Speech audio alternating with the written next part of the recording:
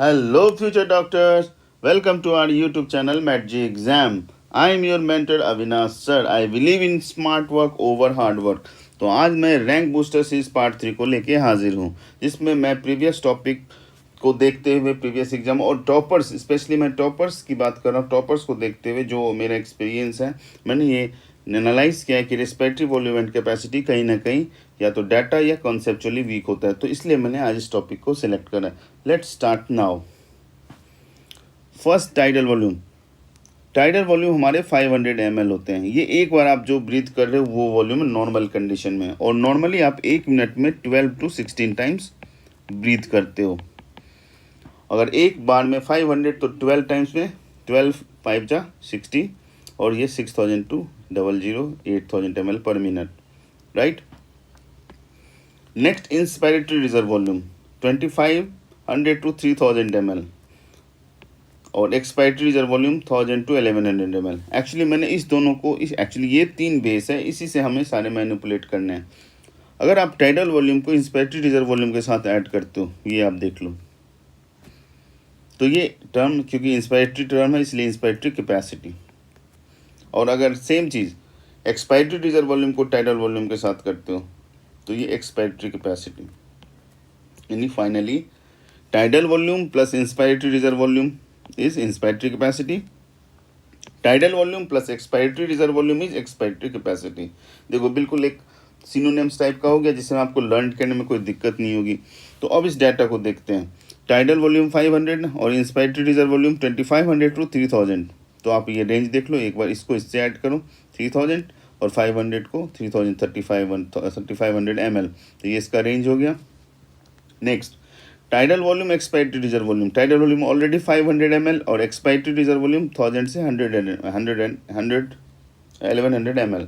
तो देखो 500 प्लस 1000 1500, और ये 1100 प्लस 1500 1600 ml। कोई डाटा में कन्फ्यूजन नहीं है। अब देखो वाइटल कैपेसिटी, जो भी अभी आपने ये 3 पर है, tidal volume plus inspiratory reserve volume plus expiratory reserve volume, आप तीनों को ऐड कर दो तो ऑलरेडी आप इसके न्यूमेरिकल डाटा को भी निकाल सकते हो। ये आपके लिए होमवर्क। नेक्स्ट, इस पूरे 9 सीरीज में आपको एक रेसिडुअल वॉल्यूम एक्स्ट्रा आपको लर्न करना पड़ेगा, और इसका सिग्निफिकेंस मैं आपको बताऊंगा, तो ये आपको अपने आप लर्न हो जाएगा कि ये आखिर मैं क्यों ऐसा बोल रहा हूँ। नाउ अब देखो FRC, फंक्शनल रेसिडुअल कैपेसिटी में एक्सपायरेटरी रिजर्व वॉल्यूम जो भी आपने यहाँ पढ़ा और ये रेसिडुअल वॉल्यूम ऐड करोगे तो वैल्यू ये आएंगी, जो कि एक्सपायरेटरी रिजर्व वॉल्यूम आपका 1000 से 1100 ml है, और जो रेसिडुअल वॉल्यूम इसने दोनों जैसे 1100 to 1200 ml 1100 लिया। तो इस रेंज को अगर आप देख लो 1100 प्लस 1000 2100, 1100 प्लस 1100 2200, यानी कि 21 to 2200 ml FRC आ गया। Now total lung capacity TLC। देखो अभी तक जितना भी टर्म आया है, अब फर्स्ट टाइडल वॉल्यूम ये ऐड किया, next inspiratory reserve volume, third expiratory reserve volume, fourth residual volume. अब इसे मैनिपुलेट करने का एक तरीका बता रहा हूँ, 2 जगह मैं बताना चाह रहा हूँ। पहले मैं यहाँ दिखाना चाहता हूँ, ये देख लो। जैसे ये टाइडल वॉल्यूम, देखो टाइडल वॉल्यूम और इंस्पायरेटरी रिजर्व वॉल्यूम जो यहाँ पे दिया हुआ है, tidal volume plus inspiratory reserve volume, इसको एक साथ रखो, प्लस एक्सपायरेटरी रिजर्व वॉल्यूम। तो देखो इसे आप क्या बोलोगे, इंस्पायरेटरी कैपेसिटी, तो इसे आप inspiratory capacity plus expiratory reserve volume भी बोल सकते हो। दूसरा, अब इसके साथ इसको रखो, tidal volume plus expiratory reserve volume, इसको under bracket plus inspiratory reserve volume. आप इसको एक्सपायरेटरी कैपेसिटी बोल सकते हो प्लस इंस्पायरेटरी रिजर्व वॉल्यूम। 6 का मैनिपुलेशन मैंने आपको बताया। TLC का आप मैनिपुलेशन करते हैं। देखो tidal volume plus inspiratory reserve volume को मैं एक साथ रखना चाहता हूँ, ठीक है। तो ये टाइडल वॉल्यूम और इंस्पायरेटरी, यानी कि tidal volume plus inspiratory reserve volume एक साथ रखा, plus expiratory reserve volume plus residual volume. तो इसे मैं बोल सकता हूँ inspiratory capacity plus expiratory reserve volume plus residual volume, number 1। अब मैं टाइडल वॉल्यूम को एक्सपायरेटरी रिजर्व वॉल्यूम के साथ रखूँगा, तो tidal volume plus expiratory reserve volume, और ऑलरेडी इंस्पायरेटरी रिजर्व वॉल्यूम तो है ही, प्लस रेसिडुअल वॉल्यूम। इसे मैं क्या बोलूँगा, expiratory capacity plus inspiratory reserve volume plus residual volume. और लास्ट देखो अभी वीसी वाइटल लंग कैपेसिटी में क्या था, ये तीनों टर्म आए थे, यानी कि मैं तीसरे में जो ये टर्म है टोटल को रख दिया तीनों को, tidal volume, inspiratory reserve volume, expiratory reserve volume, यानी कि TV plus IRV inspiratory reserve volume plus expiratory reserve volume, इसको एक साथ रखो प्लस रेसिडुअल वॉल्यूम। तो इसको आप सीधा vital capacity plus residual volume देख लो, ये मैनिपुलेशन न्यूमेरिकली, इस सारे डिजिट्स के न्यूमेरिकल इस पार्ट को आप करोगे। ये मैं आपको होमवर्क के तौर पे दे रहा हूँ, देखता हूँ आप ये न्यूमेरिकल गेम कितने इजी बना सकते हो। अदरवाइज आपके प्रीवियस सारे क्वेश्चन इस रेंज में आ रहे हैं जो मैंने आपको एक्सप्लेनेशन दिया।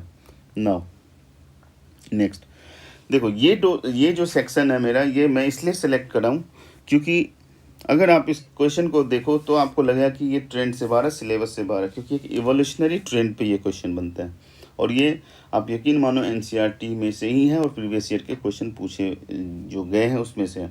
तो मैं आपको बताऊं, जो सबसे पहले मैं जिसको मार्क करना चाह रहा हूँ, देखो जो रेस्पिरेटरी सरफेस तो बहुत अलग अलग होते हैं। जैसे मान लो कि हमने स्पॉन्जेज की बात की, सिलेंट्रेट्स, देखो इसमें कन्फ्यूजन फ्लैट वॉर्म से होगा, तो फ्लैट वॉर्म पे भी आप ध्यान रखोगे। इन तीनों को नॉर्मल बॉडी सरफेस से समझ जाओ, सिंपल डिफ्यूजन के थ्रू बॉडी सरफेस से उसका जो है वो रेस्पिरेशन हो रहा है, exchange of O2 with CO2 जो भी होगा वो डिफ्यूजन से होगा बॉडी सरफेस से, इसमें कोई डाउट नहीं है।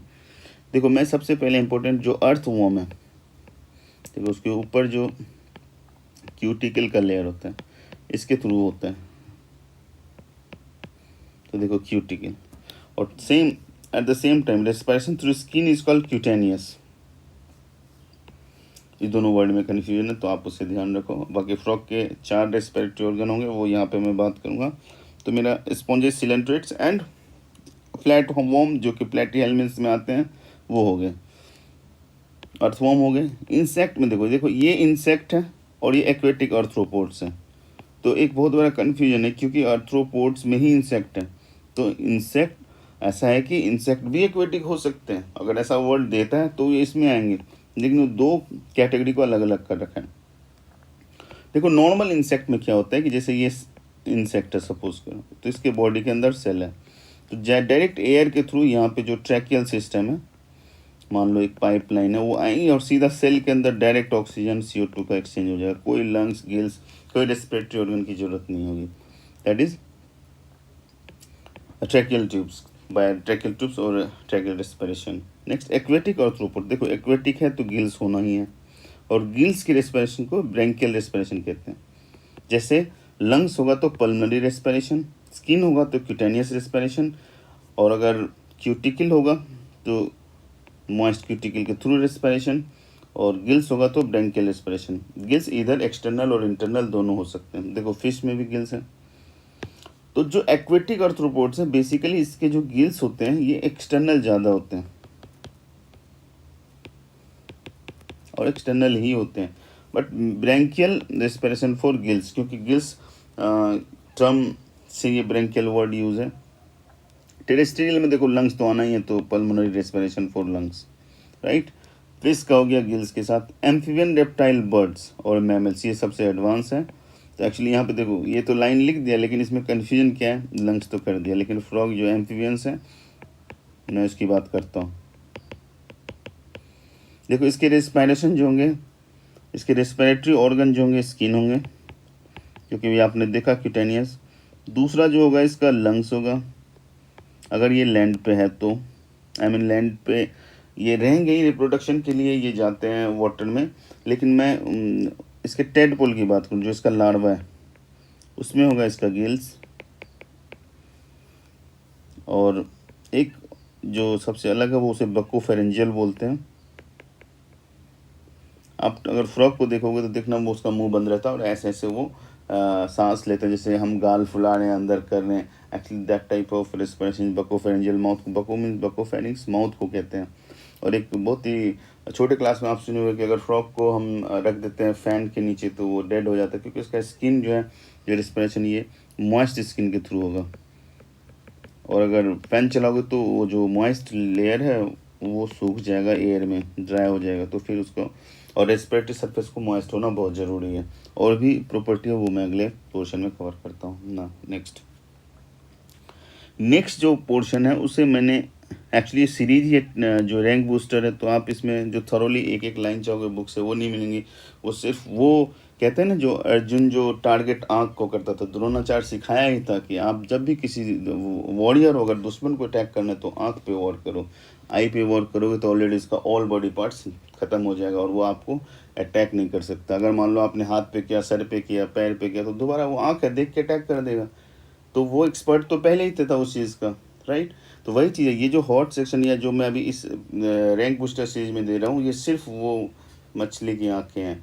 अगर आपने इसे खुद से स्केप किया या वैसे बहुत सारे मटेरियल जहाँ बाहर मिल रहे हैं, अगर आपने उनसे स्केप कर दिया तो आप उस इम्पोर्टेंट चीज़ को आप कहीं ना कहीं मिस करोगे, और आपके जो 350 का सपना है, 340 का सपना है, वो कहीं ना कहीं रह जाएगा। तो आप देखोगे इन चीज़ों को। देखो जो ये स्ट्रक्चर है वस्कुलर बैग लाइक स्ट्रक्चर, तो वस्कुलर बैग लाइक स्ट्रक्चर जैसे एक बैग आप बनाओ, देखो ये